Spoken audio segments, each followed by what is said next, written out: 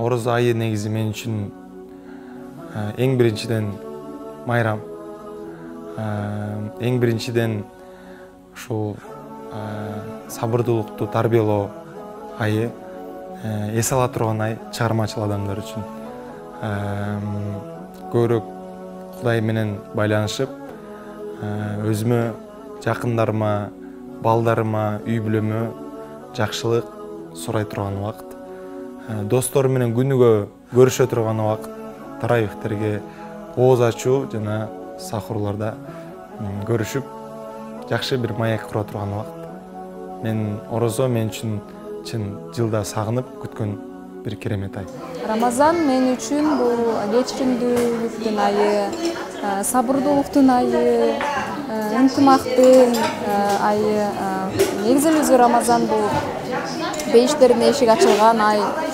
Аллах Таала өзү шайтандарды байлаган ай. Ушул ыйык айда ыйык Кураныбыз түшкөн ай. Ушул айда биз көптөгөн болушунча биз соопторду эле топтогонго аракет кылышыбыз керек да. Аярлык катмарларды колдоп, ошондой эле эгер тарынышып калсак бири-бирибизден кечирим сурап, ошондой соопко да ээ болсок болот да. Рамазан мен үчүн эң сонун ай. Рамазан айы мен үчүн айлардын султаны. Рамазан айы эң ыйык ай. Бул айда колдон келишинче сооп иштейли. Орозо бир гана ашказанда эмес, көздүн орозосу, тилдин орозосу, кулактын орозосу айтор. Бардык жактан эң башкысы жүрөктү тазалоо. Сооп жыйнап ала турган жакшы айлардын бири. Мен үчүн чоң майрам болгону дагы бир ай тынымсыз майрам.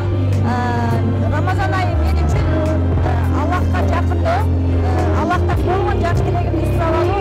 Анткени Рамазанда айтылган тилектин баары Аллах тарабынан кайтарылбайт. Тескерисинче баягы айтайын деген жоопсуз калбайт. Сөзсүз дуа кабыл болот. Анткени бул айда кадыр бар. Анткени бул айдын биринчи бөлүгү кечиримдүүлүк, Аллахтын айымы, андан кийин акырында тозоктон кутулуу. Демек мына ушул мүмкүнчүлүктү колдонбош үчүн чоң мүмкүнчүлүк мен үчүн. Рамазан айы мен үчүн өзгөчө Аллах Таалама болгон сүйүүңдү, ага болгон кадамдарыңды көрсөтө турган ай. Себеп дегенде сен жакшы көргөн даамдуу тамактардан баш тартып, Аллах Тааламдын ыраазычылыгы үчүн мынакей күн чыккандан баштап батканга чейин мен тамактанбайм деп өзүңдүн напсиңди тыйып атасың дагы. Ошол эле учурда жаман сөз сүйлөгөндү токтотуп атасың. Керек болсо жаман бирөөгө жазган могул манжаларың дагы аркы дүйнөдө жооп берет да. Ошол нерсени токтотуп атасың. Мынакей 10 күндүн ичинде мен жоолукту умралыкта баягы жоолугу жок жүргөн болбойт. Тагын эле көнүп калган үчүн жоолугумду чече албай калдым. 30 күн бою бирөөнү ушактабасаң, мусулман баягы ар дайым ашказанына тое тургандай гана тамак ич керек да. Көп жеген дагы болбойт. Ошентип ашказанды дагы жан дүйнөсү дагы бага берсек, ушул нерсеге көнүп кетет экенбиз. Бул 30 күн ошол жакшы нерсеге көндүрүү деп айтат элем да өзүбүздү дагы. Рамазан айынан кийин дагы кийинки айларды дагы Рамазан айындай кылып улантып кетиңиздер.